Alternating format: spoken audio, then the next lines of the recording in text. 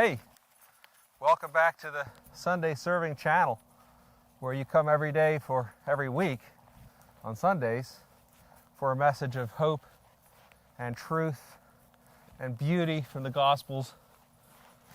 My granddaughter Emmy today, and you can see, look, we have this amazing ice storm that's come through here and coated every little twig with about an inch of ice. Some branches came down, and Emmy was asking me, Emmy, can you ask that question again? She asked me, like, Grandpa, does it tell about ice in the Bible anywhere?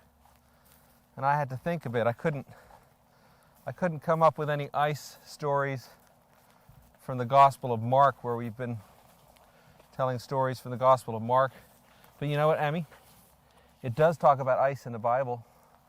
Of course, there's that story of Moses and the children of Israel when they were being taken out of Egypt. God told Moses to free the people from Egypt. It talks about a big hailstorm, but that's kind of a scary story.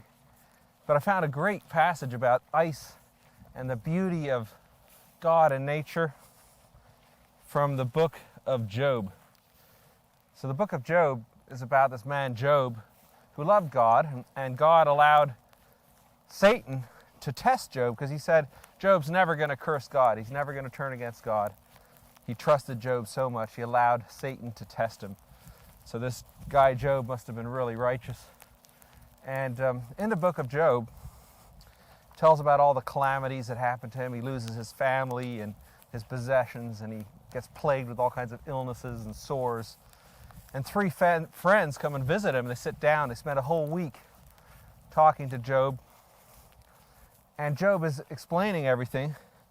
But I think if you read the book of Job, it's a little bit too Job-centered. It's all about him. And then in about the 37th chapter, there's a young fellow there, not one of the three friends, but someone else. His name is Elihu, son of Barachel, the Bruzite. And he suddenly got a little bit angry at Job and said this. He said, I'm young in years and you're old, and that is why I was fearful not to talk, because I thought age should speak first. But it is the Spirit in a person, the breath of the Almighty, that gives them understanding. That's a good lesson right there. It's the Spirit sometimes comes out of young people. Look, there's a bluebird up there. In the ice storm, a bluebird. See it? Isn't that beautiful? Right there. And a robin. But here Job goes on and talks about ice. Elihu says, God's voice thunders in marvelous ways. He does great things beyond our understanding. He says to the snow, fall on the earth, and the rain shower, be a mighty downpour, so that everyone who has made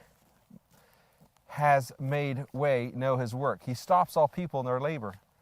The animals take cover, just like the birds. So these birds didn't take cover, but the squirrels and the rabbits did. The animals take cover. They remain in their dens. The tempest comes out of the chamber, the cold from the driving winds. The breath of God produces ice. So there it is, Emmy. The breath of God produces ice. And the broad waters become frozen. He loads the clouds with moistures. He scatters his lightning through them. At his direction they swirl around over the face of the whole earth to do whatever he commands them. He brings the clouds to punish the people, or water his earth and show his love. Listen to this, Job. Stop and consider the wonders of God. And so this man was reminding Job to consider the might and the power and the wonder of God through nature. And then a storm came, and then God spoke to Job in the storm, said the same thing. Did you make the earth? Did you shake it from its foundations? He really admonished Job. And in the end, Job was humbled and said, no, Lord, I didn't. And he repented for being proud and thinking of himself. And then God gave him back everything he had lost and tenfold more. He blessed him.